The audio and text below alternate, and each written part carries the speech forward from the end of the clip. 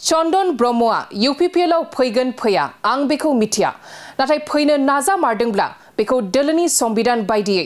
सावरायलायनायनि गेजेरजोंसो थांखि लानाय जागोन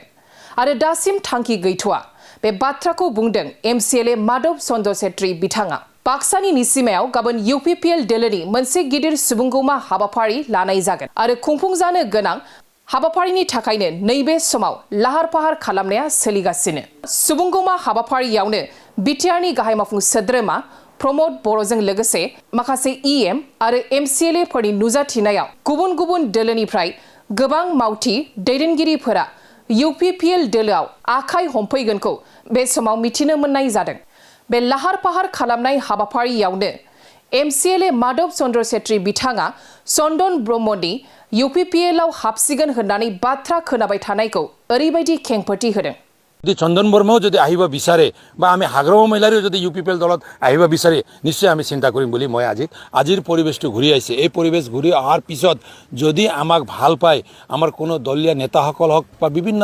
দলৰ মানে যিবিলাক পলিটিক্যাল পাৰ্টিৰ যিবিলাক পলিটিক্যাল লিডাৰে হওক বা আগৰ মন্ত্ৰীসকলে হওক তেনেকৈ বহুত ইয়াত জইন কৰিবলৈ আগবাঢ়ি আহিব আমি গম পাওঁ এতিয়ালৈকে বহুত আমি পাইছোঁ আমাৰ জ্যেষ্ঠ নেতা আমি আগত আমাৰ লগত আছিল বড়ো আন্দোলনৰ লগত জড়িত থকা আমাৰ প্ৰাক্তন বিধায়ক যেনেকৈ হেমেন্দ্ৰনাথ ব্ৰহ্ম আজি তেখেত গোচেগড়ৰ পৰা তেখেতো আমাৰ দলত আছে আজি কমল সিং নাৰ্জাৰী বিজনীৰ পৰা 3বাৰ MLA হৈ যোৱা তেখেতো BPFৰ নেতা আছিল তেখেতে আমাৰ লগত আছে তেনেকৈ বহুত নেতাসকল আছে গতিকে আমি বিচাৰিছোঁ আমি তৃণমূল পৰ্যায়ত কাম কৰিছোঁ আমি চোতালৰ ৰাজনীতি কৰিছোঁ আমাৰ বিটিআৰ এটা চোতাল নহয় এই চোতালটো আমি ধুনীয়া বনাব লাগিব গতিকে ইয়াত থকা সকলো জনগোষ্ঠীক লৈ একেলগে আমি কেনেকৈ আগুৱাই যাব পাৰোঁ আৰু বিশেষকৈ দলীয় চিন্তা বাদ দি বিটিআৰত এটা ভাল পৰিবেশ দিগলীয়া এটা সংগ্ৰাম হৈছে আমাৰ চিন্তাধাৰাটো বেলেগ ইয়াত কোনো পলিটিক্যাল হিচাপে আমি বেলেগ চিন্তা নকৰাকৈ সকলোৱে মিলি আজি 17 বছৰ BPFে শাসন কৰিল হাগ্ৰম মহিলাৰী BTC একৰ্ড কৰিল একৰ্ড কৰাৰ পিছত 17 বছৰ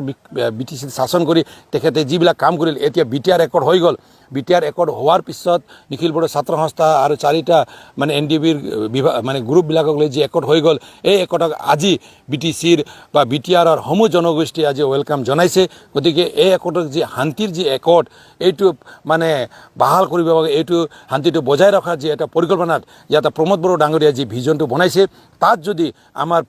পূৰ্বৰ আমাৰ নেতাসকলে যদি আগুৱাই আহি আমাৰ লগত যদি একেলগে কাম কৰিম বুলি বিচাৰে তেনেহ'লে নিশ্চয় তাৰ মাজতে এটা আলোচনা হ'ব কিন্তু স্পেচিয়েলি ইয়াত আমাৰ আগৰ মাননীয় মন্ত্ৰী আমাৰ সকলোৰে চিনাকি পৰিচিত তেখেত চন্দন বৰ্মা ডাঙৰীয়া আহিব নাহিব এইটো কথা মই এতিয়া নাজানো কিন্তু এটাই কথা মই ক'ব বিচাৰিছোঁ কোনোবাই যদি ইয়াত আহিব বিচাৰে তেনেহ'লে আমাৰ দলৰ এটা সংবিধান আছে আমাৰ এই সংবিধান মতে তেখেতসকলৰ মাজত এটা আলোচনা হ'ব তেখেতসকললৈ আলোচনা হ'ব আলোচনাৰ পিছত তেখেতসকলক কেনেকৈ আমি মানে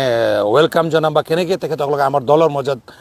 মজ্জাত আনিম এইটো আমাৰ এটা শীৰ্ষ পৰ্যায়ৰ নেতাসকলে আলোচনা কৰাৰ পিছত মাত্ৰ আমি এই সিদ্ধান্ত ল'ম গতিকে এই সময়ত কোনো তেনেকৈ সিদ্ধান্ত নাই জাষ্ট এইটো মিডিয়াবিলাকে ওলাই আছে এইটো ক্ষেত্ৰত নিশ্চয় মানে এটা ভাল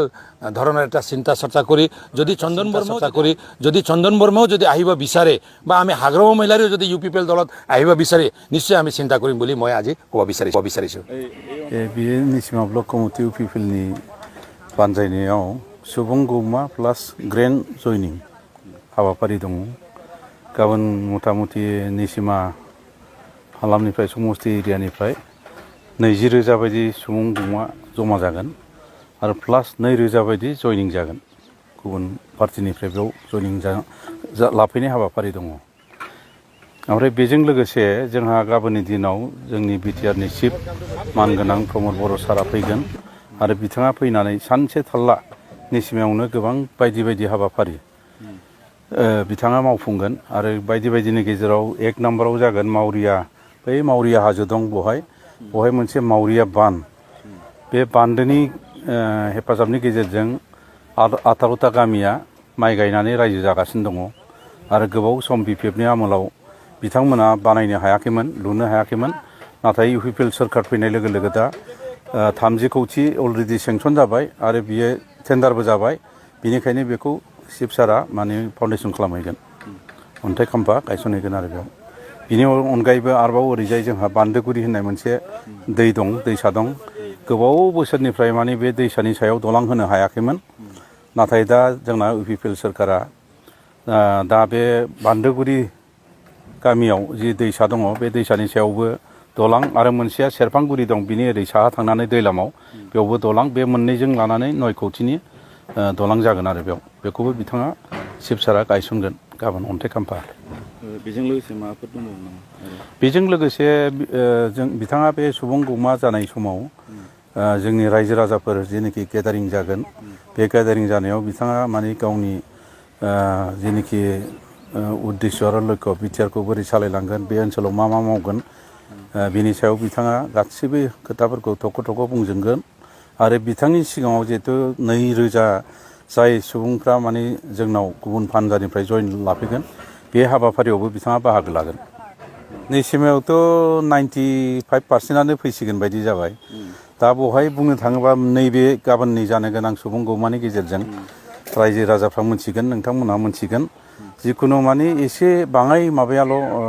बिपिएफ बा गुबुन हान्जायाव थासिगोन बाखि माने जों इउपिपिएलआवनो सापर्ट खालामजोबसिगोन आरो फैगौ जेनोखि 1 नं क'क्राझार लकसभानि इलेक्सन जानो थांगासिनो दं बेवहाय जोंनि सिमा समस्तिनिफ्राय बिटिआर बियाबनिफ्राय मथा मथि गोबां रोखोमनि मोजां रोखोमनि जों भट मोननो हागोन प्रमद बर' बिथांजों सोर थागोन गाबोन बिथांजों लोगोसे गोबां एमएलएफोर फैगोन आरो इएमफोर फैगोन एमसिएलएफोर फैगोन आरो पार्टिनि दैदेनगिरिफोर फैगोन बाजाज कम्पानिनि बाइक सालायनो मोजां मोनग्राफोरनि थाखाय गोजोनथाव खौरां लोगोसेनो बेसेन नाङाजासे 5 लिटार पेट्रल गंनै हेलमेट सीट कभार 12 टाइम्स वाशिं कुपन मोननो हागोन